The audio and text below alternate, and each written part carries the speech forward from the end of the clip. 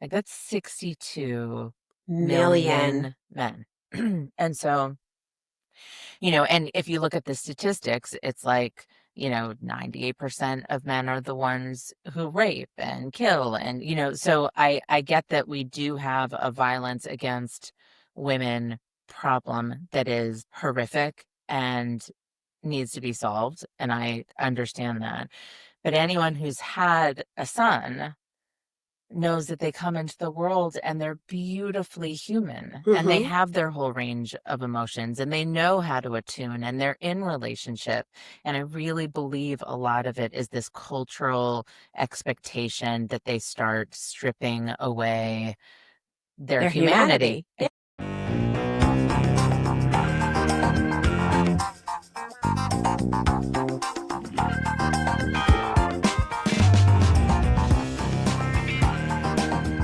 Strangers with Kittens. Gen X stories from the least parented generation. Welcome to Strangers with Kittens. I'm Eileen Kelly, and I am here with my dear friend and superhuman, Kimmi Berlin. Hello, Kimmi. We just had an episode about necessity being mother of invention, and I feel like we need a whole nother episode with that same title because I know so many incredible women who, when there wasn't a path that they felt was right, they created it. And Kimmi is the perfect example of that. She, out of thin air, created BuildUpBoys, which is an incredible organization. She can say it better than I can, so I'm going to let her tell you a little bit about it, but just know it's phenomenal.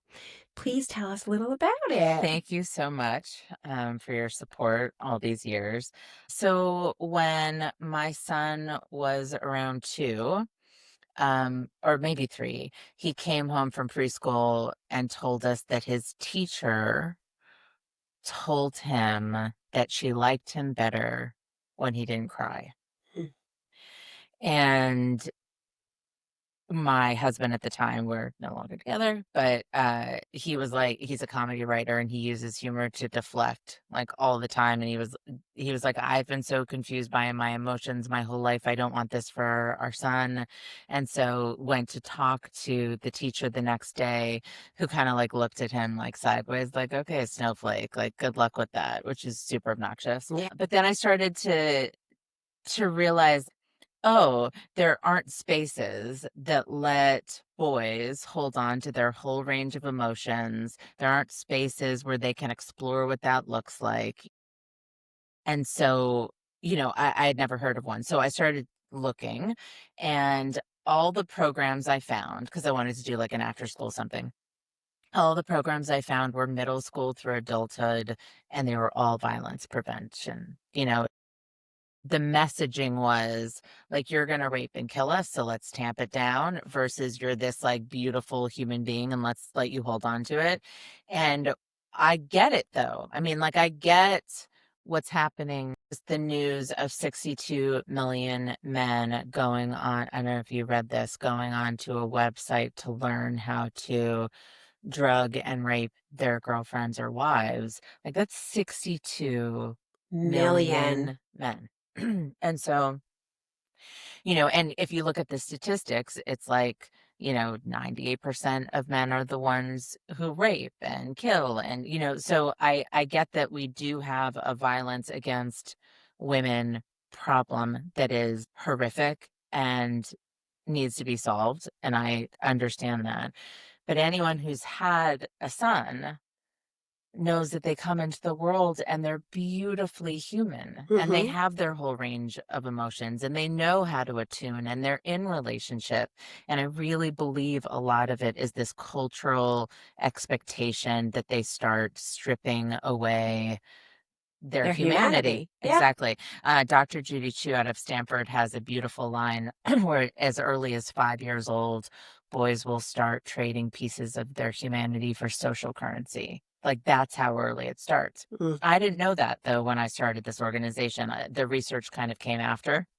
I was looking for these programs, didn't find it. So I created it. I was like, well, I'm a writing teacher and storyteller, and I don't know how to run a nonprofit, but I'm going to do it. Yeah, You know, you rolled up your sleeves and yeah. you figured it out, Yeah. which is incredible. Yeah. Yeah. Really? Yeah. So I've just been rolling this ahead, and the part of me that was like, who am I to do something like this with no experience? I just said to myself, like, I'll find the people who know how to do it. I don't have a PhD in developmental psychology. I have found people who have PhDs in developmental psychology. I don't have experience with strategy and how to scale programming. I'm finding those people. And so that was very freeing to me, because any part of me that could feel doubtful or insecure is just like, well, I don't need to do this. Like, what I do care about is that this exists in the world, and I am passionate having boys have like deep relational, emotional, psychological health, because to me, if that happens, then girls and women and non-binary and trans, and then we're all safer. Like, it ends up having that effect. Yes. If boys can hold on to their humanity. But I think what I really like about what we're doing and how it's different is that we're operating from a strength-based place. It's a positive way of being. It's a celebration of boys versus fear of boys. You're already bad. You're already broken. Let's fix this. And so I think that makes a big difference in what we're doing. And I was able to use my storytelling and writing and acting experience to create this curriculum that's play-based and the boys really love. And so that's been fun too. Yeah. Yeah. So It's incredible. I just love how positive it is and how unique it is. The fact that it comes in expecting boys to be wonderful and fully human and have every emotion. yeah. So our mission statement is, we equip young boys with the tools they need to retain their innate emotional intelligence. And so it's built on the knowledge that boys are emotionally intelligent. And I think a lot of times the cultural narrative is, well, boys don't know how they feel, and they don't know how girls feel, and they're not as smart as girls are emotionally, or they're not caretakers like girls. But it turns out they are. Right? They really are. They're very, very in tune. My son will look at me and be like, what's going on? Like, he knows just from an expression on my face. Yeah. My ex-husband texted me recently and was like, thank you so much for giving this to our son. I am blown away by how he's able to communicate his feelings with such depth and truth. And I just feel like it's possible.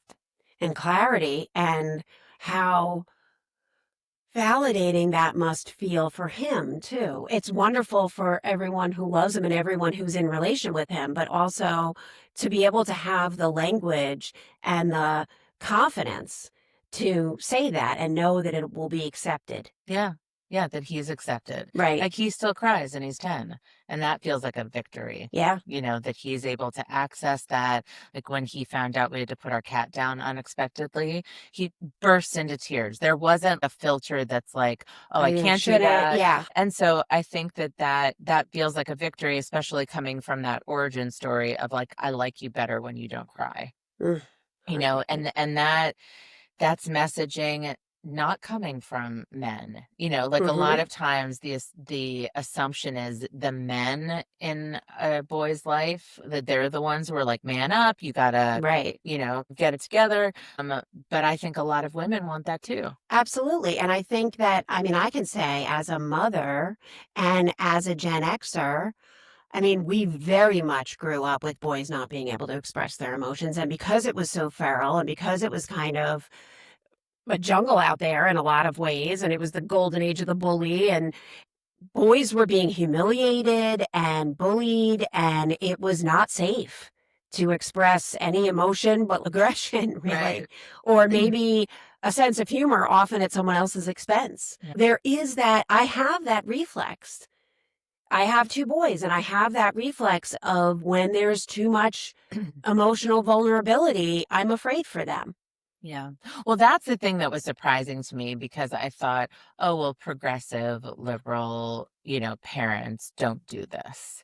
And they may not do it in a shaming way, but it comes out Mhm. as protection or shame or Right. whatever it is. Like, so one is, I don't like you this way. You shouldn't be this way. And another is, when you're this way, I'm so worried the world will Yes. tear you down. I'm so worried that someone's going to beat you up, So I think it all comes out of, what we've been conditioned to believe is possible for boys and men. But I think the same for girls and women. There Mhm. just have been a lot of effort to counter their gender pressure. So that was the other thing. Like when I looked for programs, I came across Girls on the Run, Girls Who Code, Girls in STEM, like all of these organizations that recognize girls have been told to not be ambitious, to not be too loud, to not be hungry, to not pursue fields that have been traditionally masculine.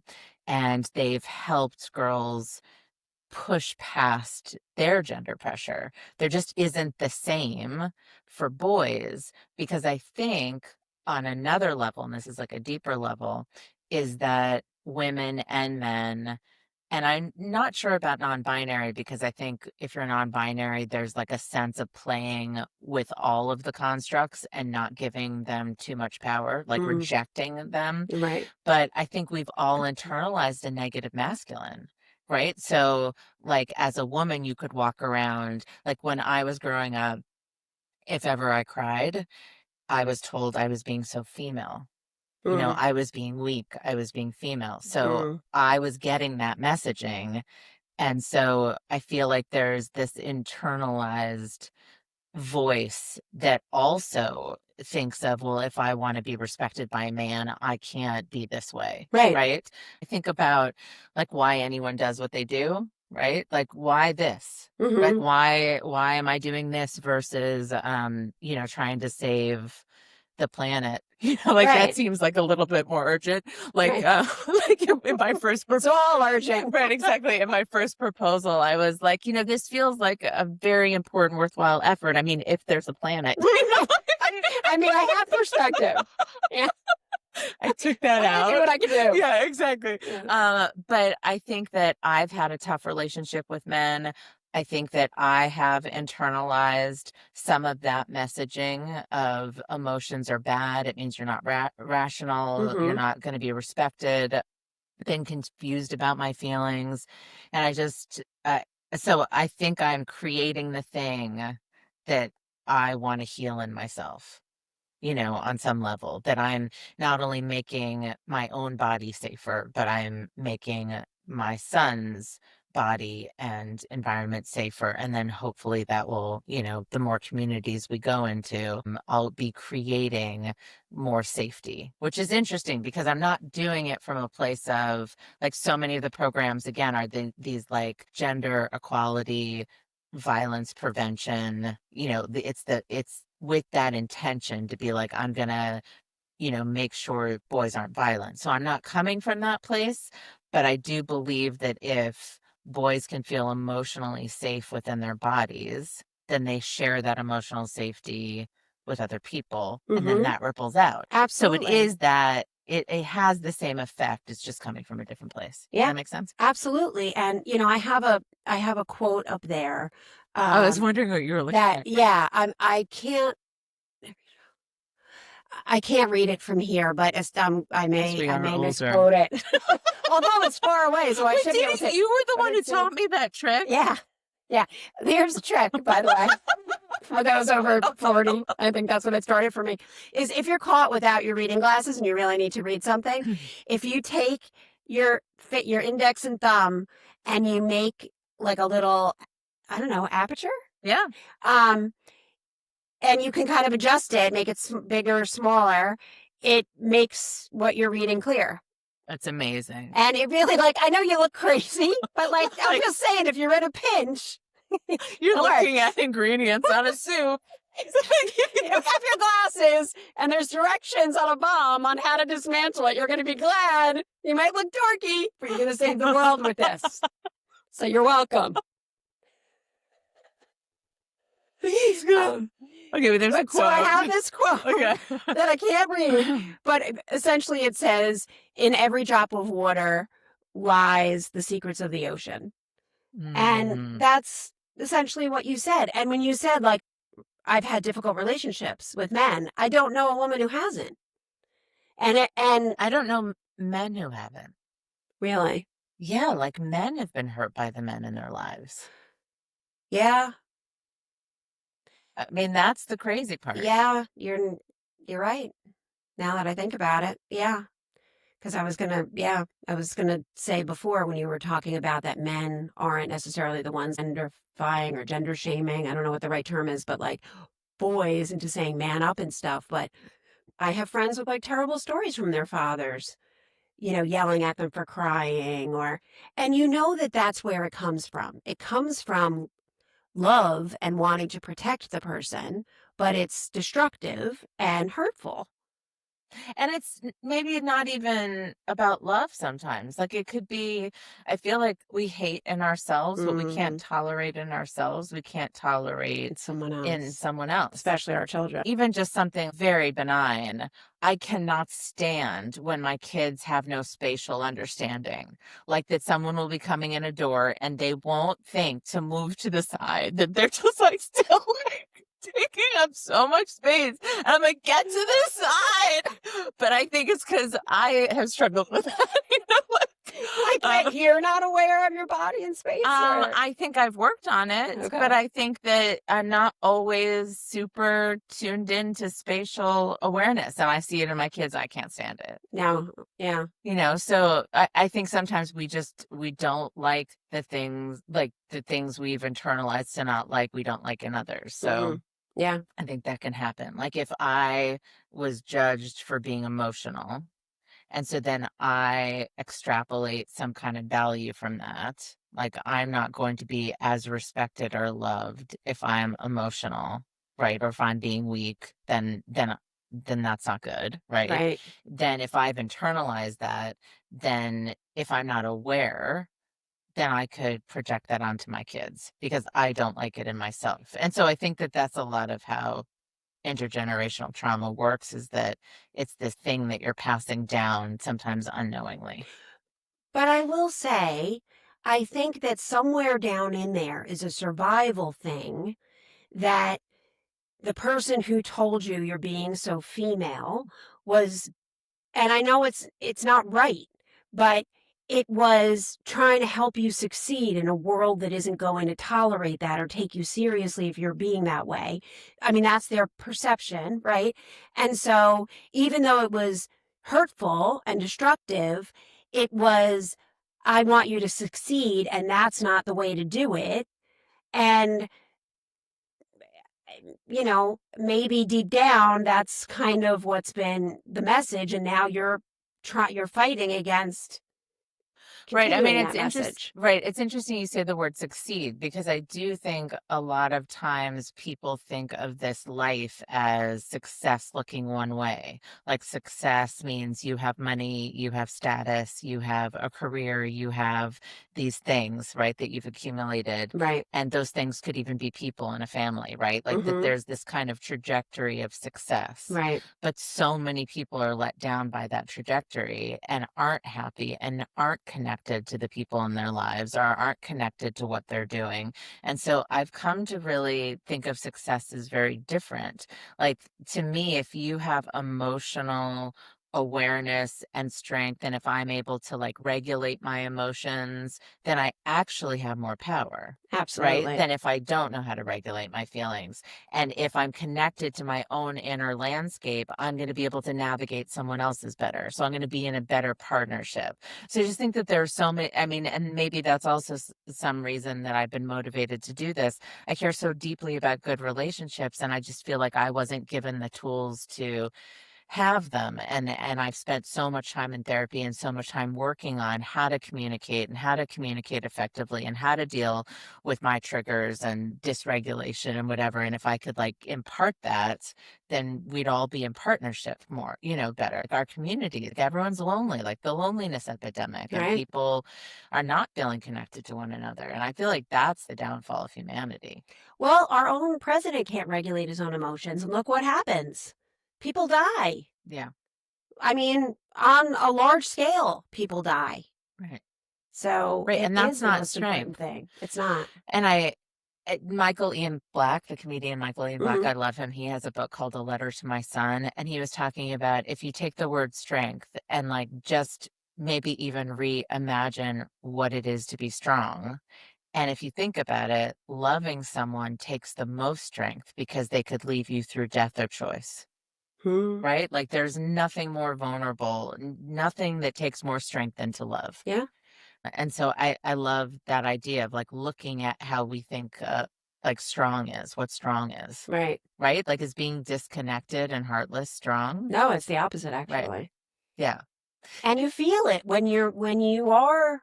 I mean, I've felt it when I've been so hurt that the walls go up and I'm not connected because I'm trying to protect myself. You feel small and lonely and actually more vulnerable. Yeah. Yeah. Like you have a day where you're like, "Oh, I'm putting my cat down." Right? Or whatever, worse. Yeah. So how do we navigate this life? I Right. had a friend used to be like, "It's hard to be human." And it is. It really is. Yeah. And it's hard to be participating as a human. Sometimes I think COVID really did a number on us. And I think the fear and anxiety and everything that went along with that we were all already holding to some degree, but then it was just amped way up. And then it became like a mandatory thing to be cut off from society. I don't know that we've fully recovered from that. And I feel like that instinct to retreat and to be closed off, it's it's worse now because it was a whole societal thing and we kind of developed a lifestyle around it. And I really think that is a big reason why there is this loneliness epidemic. And I think it's coinciding with the rise of AI and how Yes. many people are developing relationships Relationships. with AI, which I find so scary. Disturbing. Like, Yeah. so talk about like being able to like helping boys learn how to be in relationship and be interpersonally curious and to ask questions and to be able to handle conflict. Like we have modules around all of this, like how to identify your feelings, how to regulate your feelings, express them, Mm. like be a good friend, how to be a good caretaker. Like, so we have all of this in the curriculum. And one of the things that I think is so important in relationship is that you don't get to control how someone's going to respond to you. Like I could say something and you could be like, that's really fucked up. And then we have to wrestle with something. AI is a sycophant and we'll just be like, that's brilliant. That's an Exactly. amazing idea. Love it. You're so genius. I know. Right. Or I'm so sorry, my bad. Like now, like so quick to retreat, so quick to compliment, so quick Defer, to yeah. defer, all of Mhm. that. And that to me is dangerous and not the way to develop interpersonal skills. Yeah. Right. With something that you can control. Right. I feel like that's very dangerous. And I think that's also what people are very scared about for the radicalized population of young men. That they're, with the rise of incels and the rise of pornography and, men not going on dates and not feeling like they can and all of that, that there's this lack of confidence around relational health. Right. And something needs to be done. And while I get a lot of the foundations and people are pouring money and effort into the radicalized population, the loneliness epidemic population, and I get it. But also, if we don't start young, if we don't start in pre-K, kindergarten, first grade, then it's just a cycle. And then Right. again, you're putting a Band-Aid on it. Right. It's having the heat on with the back door open the whole time. Totally. Yeah. Can I use that in my materials? Be like, this is why you should give us money because all the heat you're losing. Shut the freaking door. Yeah. Exactly. Yeah. So again, I understand having to fix the problem, but it does feel a little bit like sweeping the what's that expression again? I'm gonna mess up an expression like where people talk about like Sweeping under sweeping the rug. the ocean. Oh. I don't think it's the ocean. It's like, I don't think it is either. no, it's like sweeping the beach where the ocean comes out of you. Who sweeps the beach? Exactly. No, it does. It would be pointless. You couldn't do it. Okay. So whatever the expression is, whatever the metaphor Or is. like holding sand in your hand? Yeah, like that kind of thing? Is it? Impossible task. Okay. Where like you do one thing and that, if I sweep something, then the It's just ocean going to comes come back in. Exactly. Right. Okay. We're going to get to the bottom of that. Okay. There's a saying out there. If you guys could call in. Exactly. Help me out with my problematic expressions. I mean, I think it's actually probably good that I don't know all the colloquialisms. Like if I was just someone who, or were they called aphorisms? Like if I just like walked around, with those all day Spewing long. those. Well, if they were right, if they were accurate. Yeah. you know. Do you like using them? I do. Yeah. What do you find that you use a lot? I know we have not come here today. Now I can't think of any. Yeah. I don't think that I use it, but like I know you like the back of my hand, and like someone's so familiar that you see it every minute, almost of every day. But what's amazing is I've never been great at math, so I'd be like, I don't know, is it 6? Is it a baker's dozen or a regular dozen?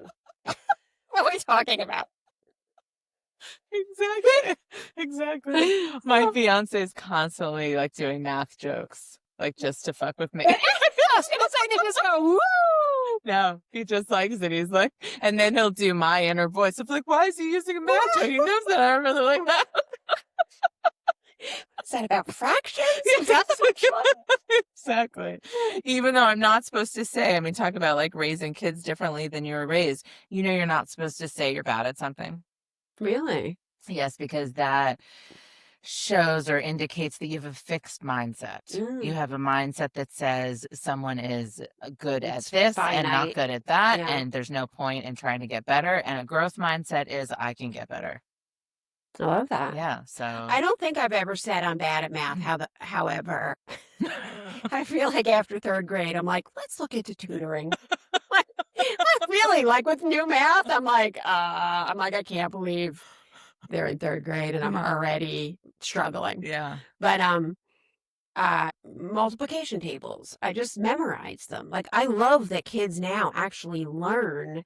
They have those visuals of 3 cubes and 3 cubes and 3 cubes. I remember seeing their worksheets and being like, oh, I just memorized it. I wasn't really thinking oh, that's 6 groups of 6. Right. Yes. There's a real understanding. And so my older kids especially were able to get very far in math. My oldest son is still taking math classes in college. Wow. And I don't understand any of it, but that's from having that foundation that really makes you understand. Yeah. And from what I understand, math is that it's really important to have that foundation. Other things you can jump in at different points, but if you don't have that foundation, it's like a train. You can't. Exactly. You're going to miss the whole 6 more cars behind you if they're not clipped together. You know. Exactly. I also that mindset of I'm not good at math. It was the mindset of Gen X that girls aren't good at math. Oh, for sure. And that's changed so much. That's what I mean.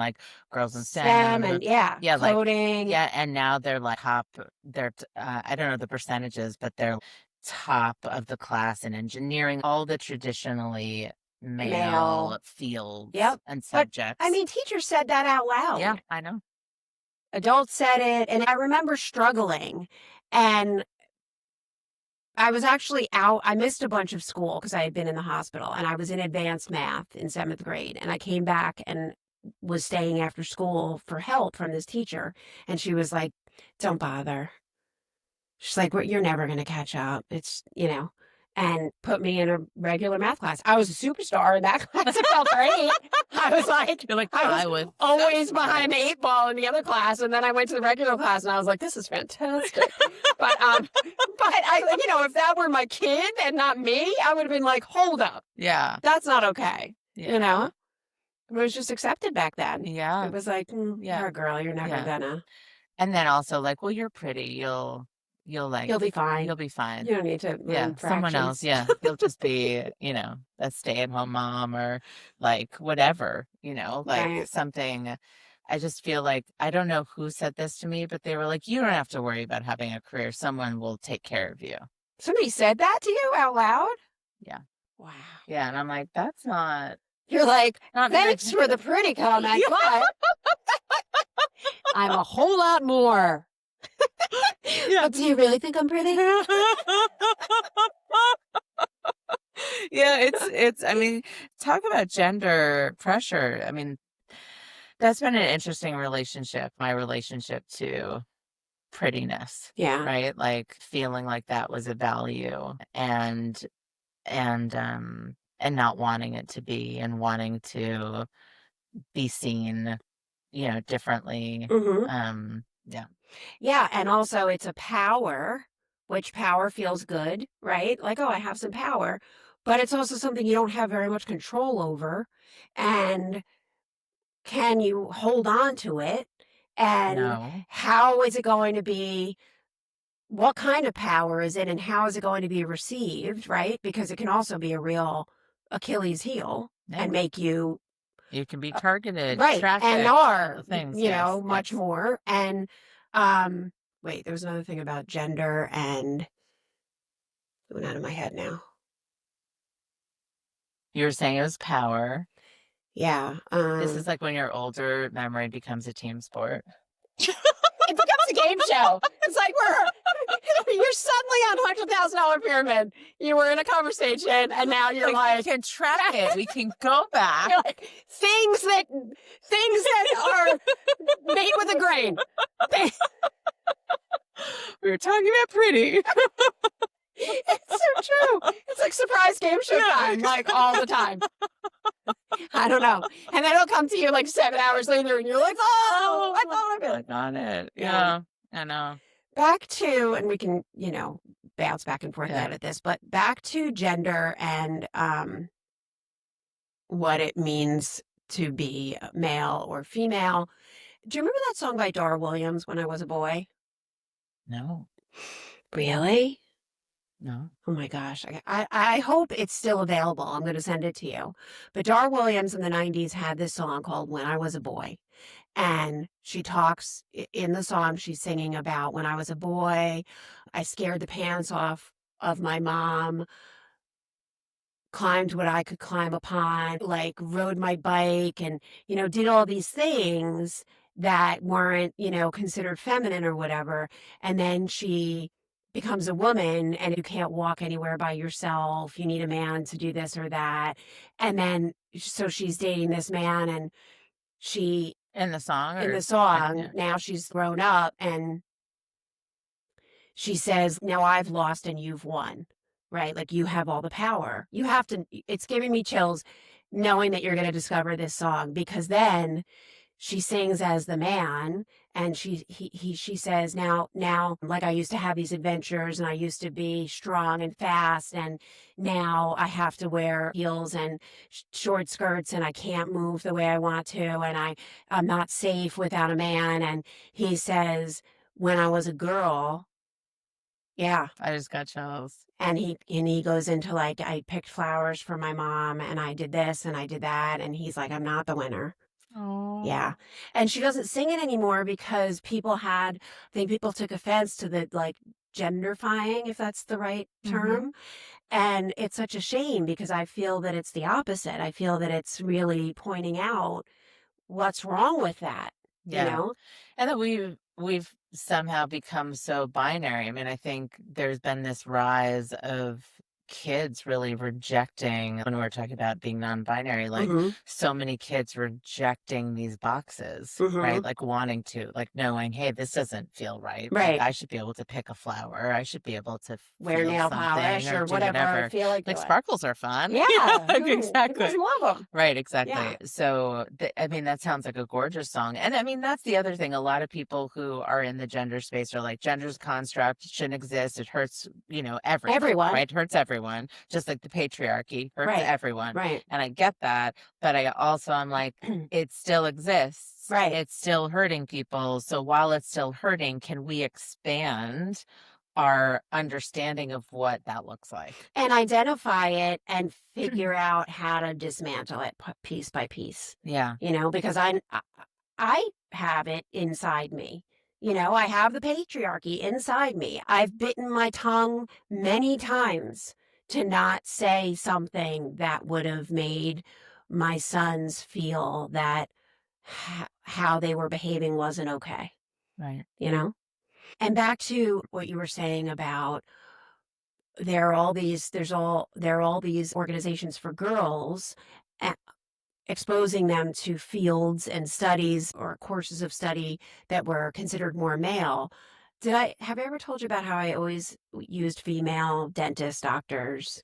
No. Yeah, with my kids, I just always chose women. Oh, I think I did know that's because you wanted them to just assume that. Well, I wanted the safety factor, Okay. first of all. Okay. That was definitely the number one reason. But I didn't really think about I just thought I want this to be normal, right? Because I grew up with always a male doctor, male dentist. But my oldest, who was like, I don't know, 10 or 11 at the time, we were heading to the pediatrician and he said, Mom, can boys be doctors? And it like, You were like, yes. I mean, yes and no, because part of me was like, ooh, gosh, did I do him a disservice? Right. Making him think he can't be a doctor. But then I quickly thought, no, society's going to let him know he's just fine. Yeah. But maybe I did do him a disservice, and I ended up, like he said, as he got older, he's like, I'd be more comfortable with a male doctor. And we found a male doctor and that was fine and obviously very easy to do. But just that representation really matters. And it matters to boys too. Like you'd think, oh, society lets boys know that they can be whatever they want. And it does.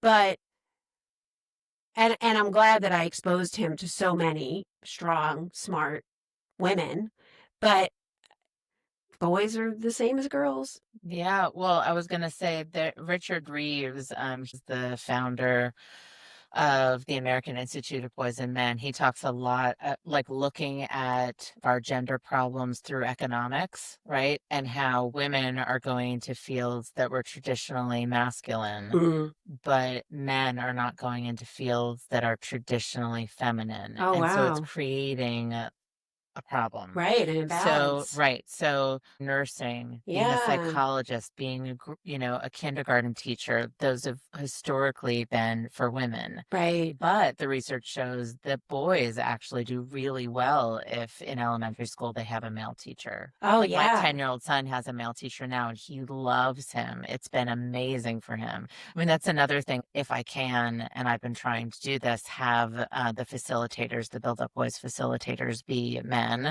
And right now they've also been fathers, which I think is really amazing to have Very. a male father be like, it's okay to cry, like to set an environment and a culture that says all of you is welcome here. Yeah. Like, I feel like there's something really powerful about that versus women being the key to a boy's emotional world, Yeah. right? Which often then extends into adulthood. Absolutely. And you have all these women complaining about the emotional psychic weight of carrying friendships, of carrying Yes. psychology, your inner child, and how many Being the one that keeps track of the social engagements, maintains familial and friend relationships, sends out the cards for birthdays and births and weddings. It's ridiculous. and that's why 70% or something like that, women are the ones initiating divorce. Right, because it's just not, it's too It's much. too much. It's unfair and it's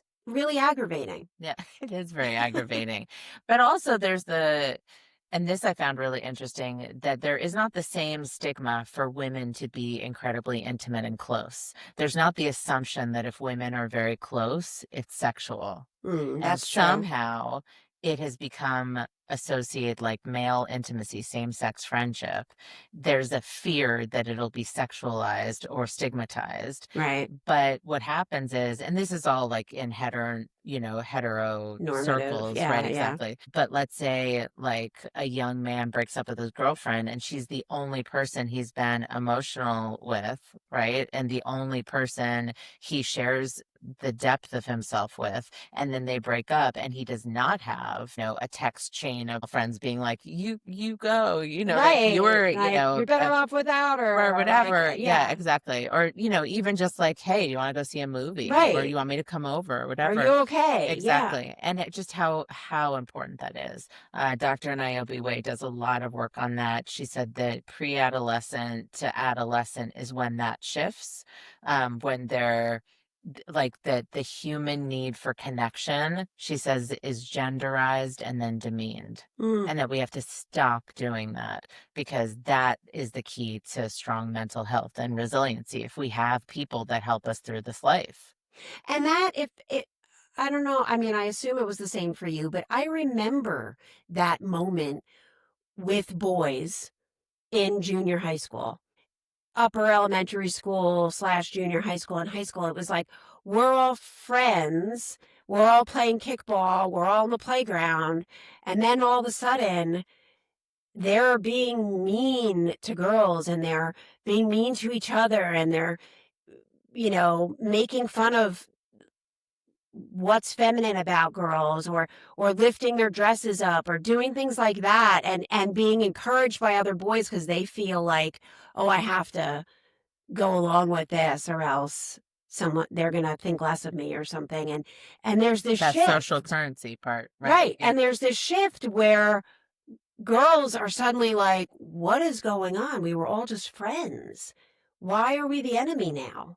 And the shift with boys too, like there's this fragmentation that happens with boys where there doesn't seem to be a safe space for them among each other Right. anymore. Ruth Whitman, who wrote Boy Mom, she interviewed incels, which is incredible that she had access to that world. And one Yeah. of the takeaways was that they were all there to belong. Like that's so much that, yes, there's misogyny, and yes, the women are the problem and all the things, but within it, it's like, I have this connection. Right. And that's even something I've heard talked about. There are a lot of men influencers who are trying really hard to be like positive masculinity, like, I'm a good man, like, let's talk about the atrocities that I follow on Instagram. And one of them was saying, yes, these are criminals. And yes, this is atrocious.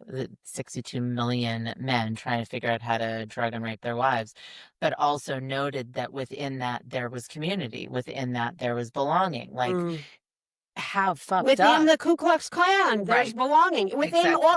that's why all of these things happen, because people want to belong and Yes. feel safe. Yes. And if I need to put a white hood on to feel safe and feel like I belong and I'm accepted somewhere, I'm going to do that. Right. I mean, I'm not going to do that, but I'm saying No. people are going to do that. Right. You're like, let me be clear. Yeah, so I think that, and that is the root of all of it, this feeling of being separate, this feeling of being Yes. all alone, this feeling of this lack of connection, and how desperate we all are, regardless of gender, to be seen and known and safe and connected and in relationship. Like, I feel like that's the real wealth of life. Yes. That is so well said. Thank you.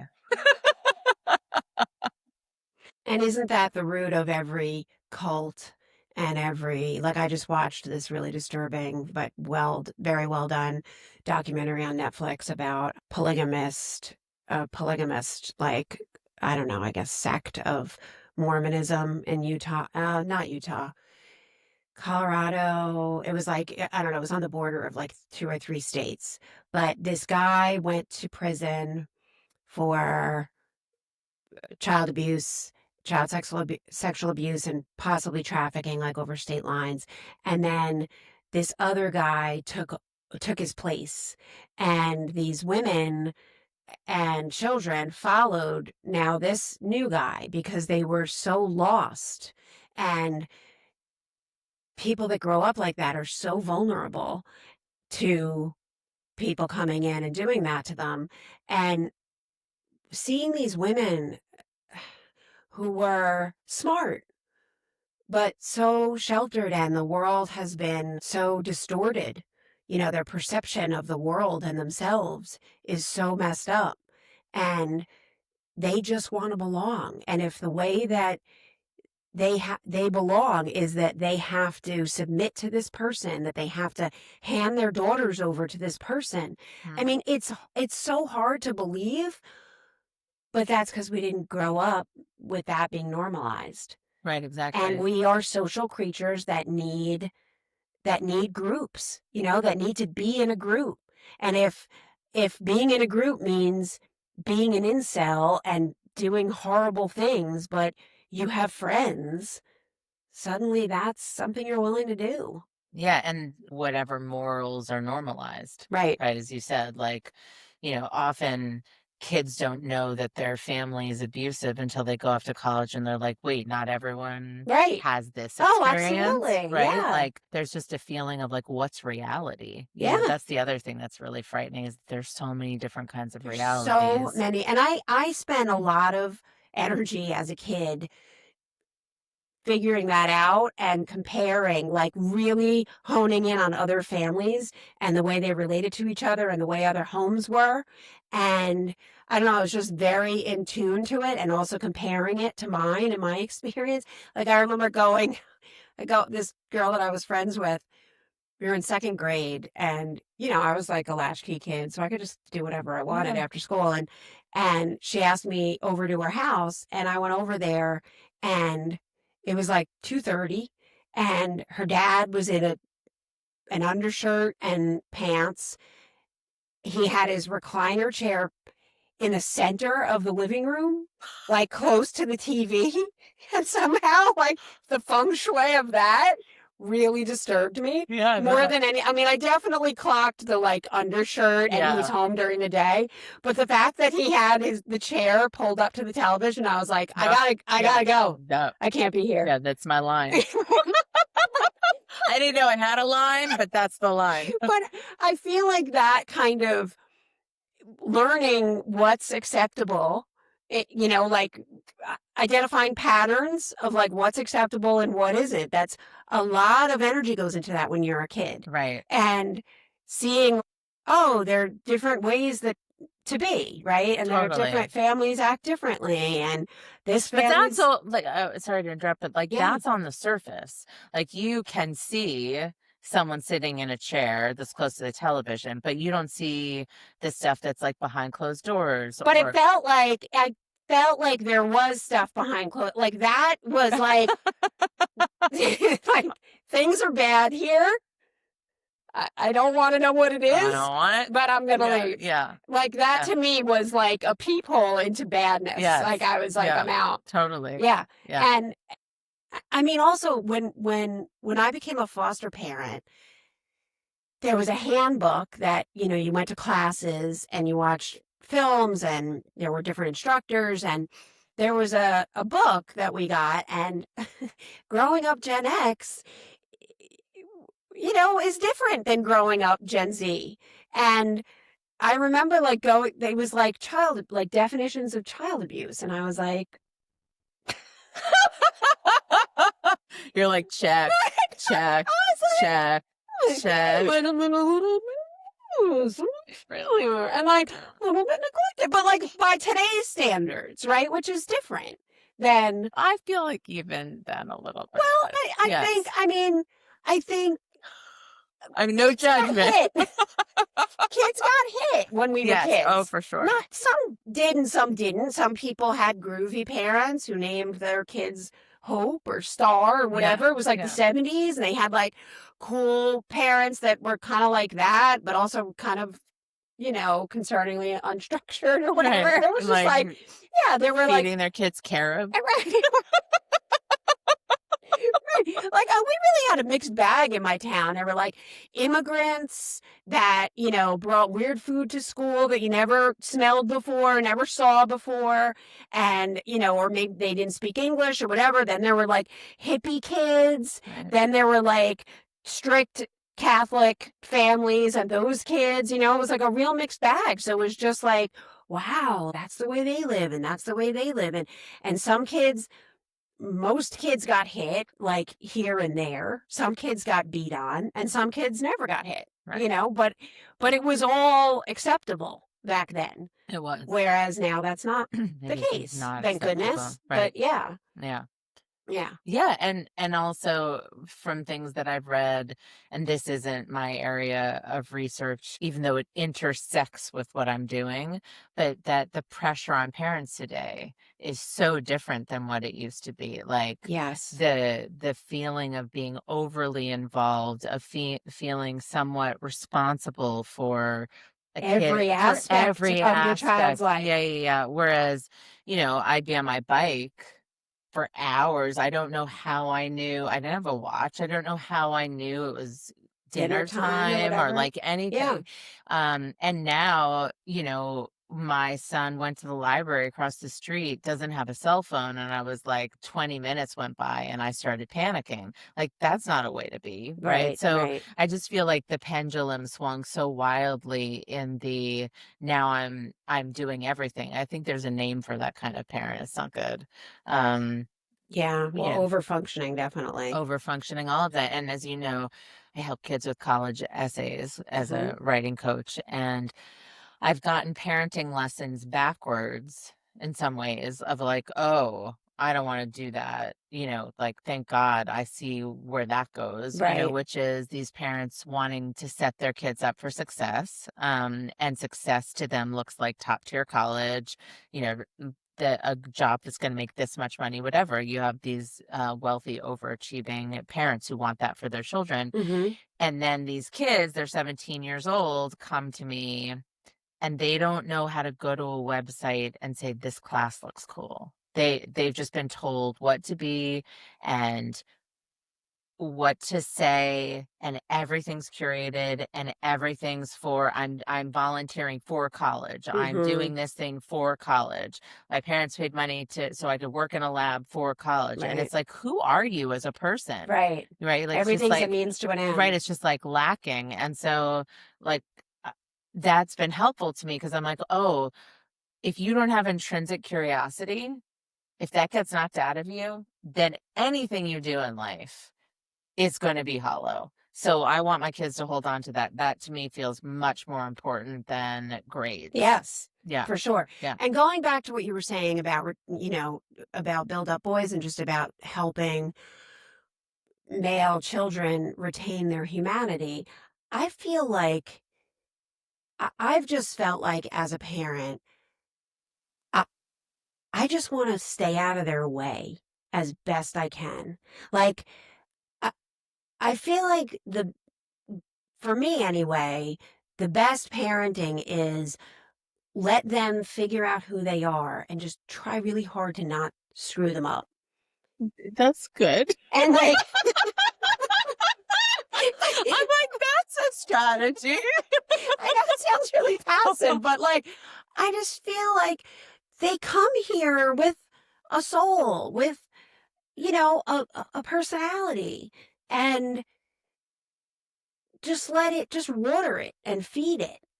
Yes, but you're also modeling consideration, listening, respect, love. I mean, you as an adult are modeling how to be a human. Like, they're watching that, and so even if their personality is very different than yours, they're still watching you. I mean, that's been interesting with the Build Up Boys curriculum, because even though the groups are for young boys pre-K through 6th grade, Mm-hmm. we do have exercises for the parents to help them, and a lot of the parents have not been taught this. Like, Yeah. I've run into so many men who are like, God, I wish I had that when I was growing up.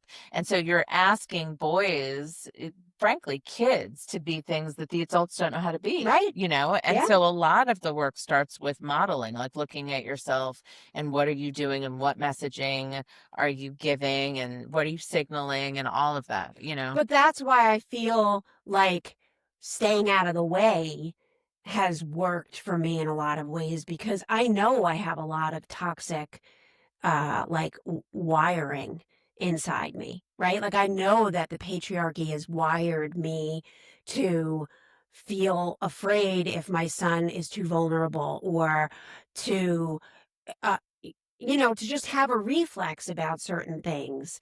And I don't want that.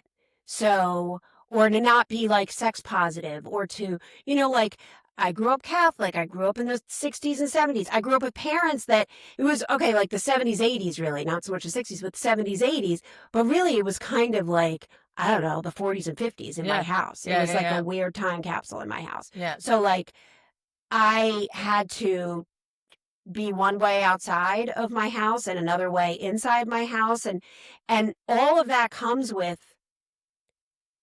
it's not stuff I want to pass down to my kids. And I don't want them to feel like they can't be themselves at home. I don't want them to have to go along with weird rules that don't make any sense. And so it's just a lot of holding back all the stuff that, like, not all the stuff, because I was taught a lot of good stuff, but stuff that I know, or stuff that I learned from being Gen X and feral, and like, it's Lord of the Flies. You can't show everybody who you are. You got to be tough, and just, I have that impulse, Yeah. but I quash it so that my kids don't repeat it. And I think that's great on some level, to protect them, to know your triggers, to know your biases, to try to get out of the way. I think that's beautiful. If you had seen your older son, let's say, who's in college now, if you had seen him become radicalized online and start following Andrew Tate, right? Would you just be like, I'm gonna be back here? Oh gosh, no. So I mean, so I'm just we'd saying, have no Wi-Fi, and we'd probably live in a cabin somewhere. I don't know. You'd have to shut that shit down very quickly. that's what I mean. Yeah. Like, Yeah. so I think that there is Every- a level, like, so I'll give you an example. So my 10-year-old came home from school and said, my female teachers prefer girls, and I feel really like it's reverse sexism. I had to really unpack that, right? To talk about the history of women's rights, misogyny, and also acknowledge that it's very possible that the female teachers at his school prefer the girls, and what that messaging is sending to him, that he doesn't matter, that his feelings don't matter, that that's a real thing. But it opened up a very important conversation that counters what maybe he's learning when he's on like a YouTube rabbit hole, right? Where, the algorithm gets him, and I don't know where he's going with it. And I try to monitor that, but like the show Adolescence, that, launched I would say collective global panic, like people being like, are you fucking kidding me? Like, I thought my 13-year-old was like quiet and okay. And this, just the shock of it. But how many people thought it was a technology problem? That they really thought like the parents should have not, let them be on Roblox. The parents should have put more restrictions and not let them be on YouTube. The parents should have, that it's technology. Mm-hmm. But then if you look at that show, no one asked this kid how he felt about anything. Like, all the people around, like when the investigators are asking the best friend, well, how did he feel about this? I don't know. I didn't talk about his feelings. The parents, how did he feel about this? I don't know how he felt. Like, no curiosity towards boys about their inner lives. So again, I'm not trying to be like, oh, what you did with your children isn't good by staying Take a break now. You're like, and scene. But I think that while I should not be putting on my kids' socks and picking out their clothes and telling them what extracurricular activity they should do or what lights them up, like that to me is like, find out who you are, and I am going to get out of the way. But I think with these other complicated things, it's important to have those conversations. Yeah. And to have guardrails up, and to have restrictions and on to things, and to warn my son about Andrew Tate, to be like, this exists, right? And you might come across content that that speaks to your lived experience that women are biased against boys, right? Like that's an actual experience you're having. And then there's a voice online that's being like, yeah, And another thing, girls are the problem, right? And then all of a sudden, yeah, your kid's radicalized, right. right? So I think it's a tricky balance. Yeah, yes. Dr. Robin Silverman, she is kind of like a modern day Fred Rogers, anything mentionable is manageable, which I love that quote, right? That's not hers, it's Fred Rogers, but she does this thing where she's like, let's talk to kids about school shootings. Let's talk to kids about like what's actually happening in the world, because they're going to find out what's age appropriate and how do we do it, And I think that's important, like how to stay in conversation with our kids, Yeah. Every time I talk to you, the inside, I'm like,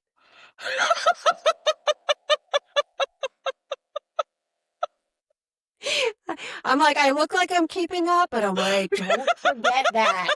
You got to do that, and also that. Listen, I am barely keeping it together. But I'm like, oh yeah.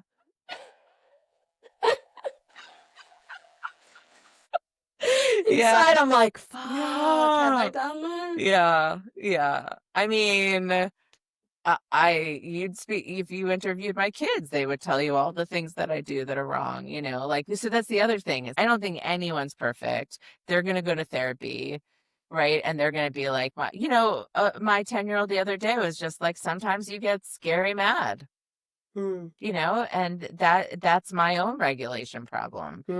I've noticed and I've learned a lot. This is an example of things I didn't know growing up that I'm trying to give these skills in the programming, but like I didn't know about regulation. I didn't know that, like, for me, which is ironic that loud sounds dysregulate me and I have like the loudest laugh ever.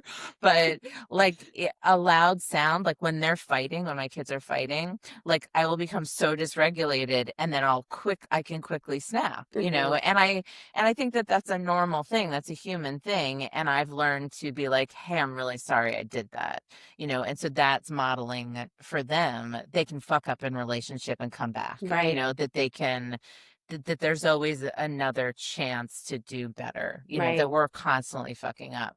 But that was a hard thing to take, to have him be like, you get scary mean sometimes. Yeah, no, it is. Not mean scary mad. Scary mad. Which I think resonates with him as meanness, Yeah.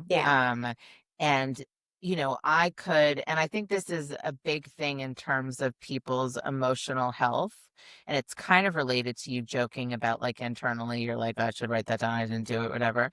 Is that looking at our behavior and looking at what we've done and haven't done takes a lot of strength because of the shame that comes up, right? So my ability to hear him meant that I had to live with my shame in that moment and tolerate it and not fight it and not gaslight him and hear it. And, we're talking about it taking strength to love people. I think it takes a lot of strength to own our shame. Oh, absolutely. And if more people did that, I think that's one of the hardest things about the human experience.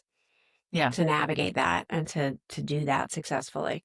And I think it's why people create narratives that protect them from their shame. And that's why they don't take ownership over their behavior. Because if they really had to look at what they've done or said or whatever, they'd be like, oh my God. Yeah, it feels like you're going to die. Yeah. Yeah. Even something as benign as, like, I'm talking about, more emotionally hefty things, but like as something, I've told you this before because you're so good at sending thank you notes and you're just like, so good at that. And I'm not, and here I am, fixed mindset stuff, right? My growth mindset could be like, I get better. But it's something that's an example of something that I feel shame about. Like, why didn't I send that thank you note? And I should be that kind of person. Wow. And to me, that seems like such a small and, not inconsequential, but just certainly not something that should be a source of shame. But we all have our things. Yeah, we all have our things. Yeah. Speaking of having our things, the other day I was complimenting a woman. This is something I model, and now my kids do it. I'm like, people are gonna love them. Really? They're gonna be in a relationship. Like now then we'll be somewhere and my son will be like, I like your belt. Whatever. It's the best. Yeah, but I was complimenting a woman whose eyes, like her blue teal eyes, matched her like gorgeous tunic. And I was like, oh my God. And she really was uncomfortable. Like she did not like it. Oh, wow. And she deflected and she's like, I'm going to go change. Like, What?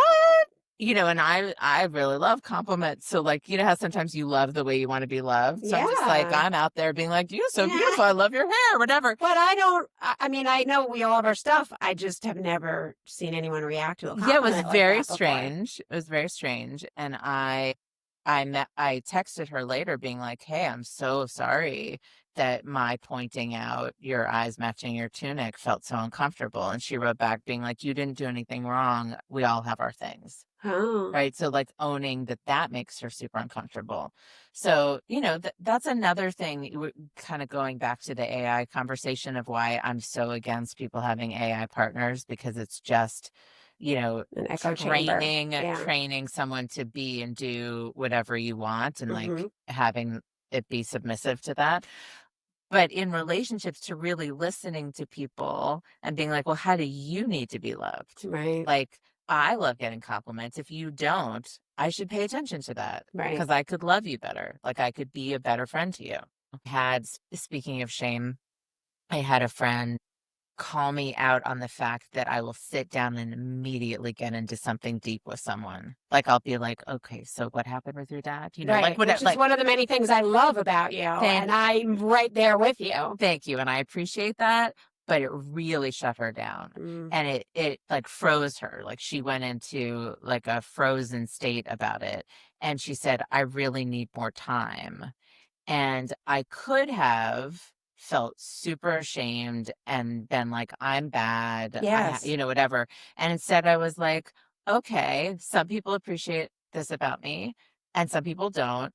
But more than anything, she's telling me it causes her pain and I love this person. So this is a way I can be a better friend. Right. And so now I will never bring up something heavy. I'll let her do it. Lead the conversation. Yeah, exactly. Yeah. And so that's been a cool thing. Cause I think that it kind of dovetails a little bit into the AI because the AI is loving you the way you're training it to, saying you want it to. And I think ultimately that's what's so seductive. And I think if more people got better at listening to their friends and their friends' needs, like that learning how to be a better friend, which includes, I'm not going to just love you the way I want to be loved. I'm going to listen to you and I'm going to get to know you and try to, meet you where you need to be met. Like if more people just spent time on how to be better in relationship, I don't think there'd be this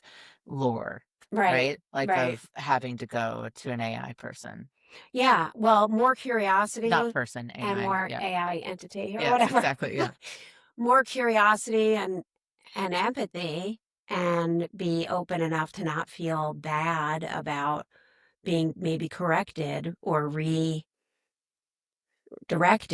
in how someone needs you to show up for them. Yeah. I remember, I've talked about this before, but I remember you coming into my house and I had yacht rock playing, and this was kind of before yacht rock kind of had a resurgence, and it was Trump 1.0, and you came in and you said, oh wow, you're feeling really anxious about the way the world is right now, so you're listening to music that makes you feel like comfortable from when you were a kid. And I was like, oh my God. You're like, yes. I wasn't even aware that I was doing that, but 100%. And I really appreciated it. It was so laser, like sharp and focused and accurate. And I was like, that was so insightful and insane. But I remember you also saying that part of you that sees someone so clearly and accurately can make other people very uncomfortable. Very uncomfortable. And I guess the young people today have something that speaks to that, where it's like, I don't want to be perceived.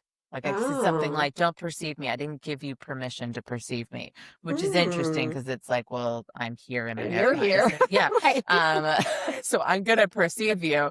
But it did make me think like, and we cover consent in the curriculum a lot too, just like body autonomy, like your own, relationship to what feels comfortable. Like I know you, I'm comfortable, I'm like fine being this close to you, but someone else might not be, and so to pay attention to your body and what feels safe, and teaching boys how to do this, and that in some ways to have someone give you an insight, they have to consent to taking in that insight, like that there is a level of intimacy with an insight that someone asks for, it doesn't ask for. Yeah, And like, I you don't know never me thought like of that. it like that. I Yeah. never thought of it like that. So that was helpful.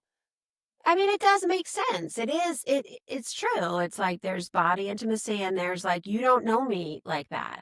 You don't have the right to just barge in and like analyze me or whatever. Exactly. Yeah. So again, this goes back to my own development as a person of wanting to be a better friend, wanting to be a better human, and looking at the things about myself, even things that I thought were a superpower and strength. Like I really do think that's a superpower, that I can look at someone and I can pick up their energy and kind of know what's going on. And I have that ability. I think it's what makes me a good writing coach, but that it's not appropriate always. Right. And I'm learning that, and I'm 53. Right. Right. And I hope I keep learning. I think we all should, try to get better. But, we've talked about this, that you've had friends who are like, I don't want to look at myself and my behavior. Right.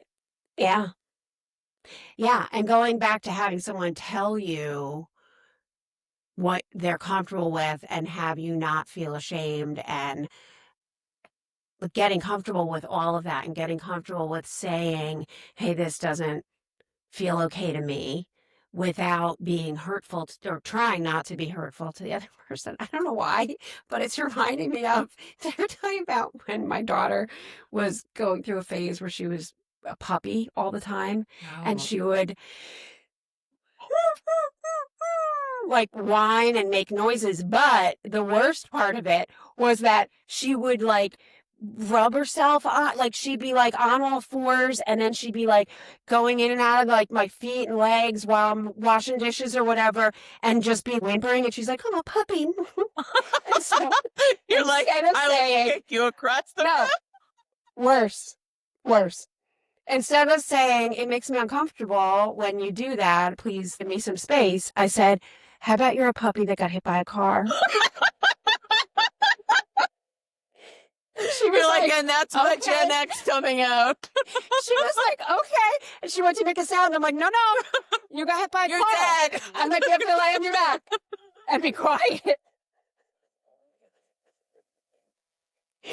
So while you're giving all these tips on how to be a more emotionally attuned parent, I'm like, wait, what? Probably shouldn't have done that. That's so good. What can you do? It's over now. Yeah. It's a funny story. We can talk about that in therapy. Yeah, exactly. It got her away from me. Oh my God.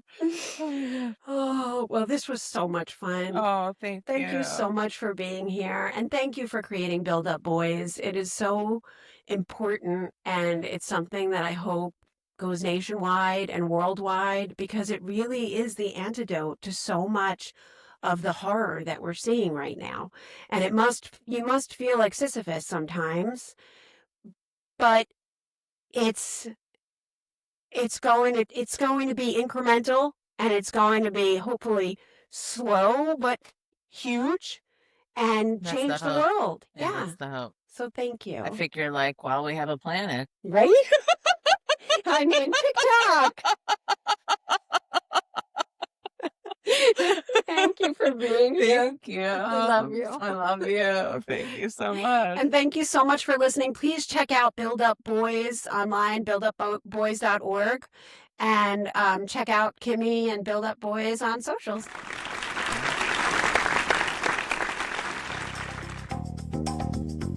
If you like the show, please rate, review, and share on social media. Strangers with Kittens is produced by Ashley Aker and recorded in front of a live audience of dogs.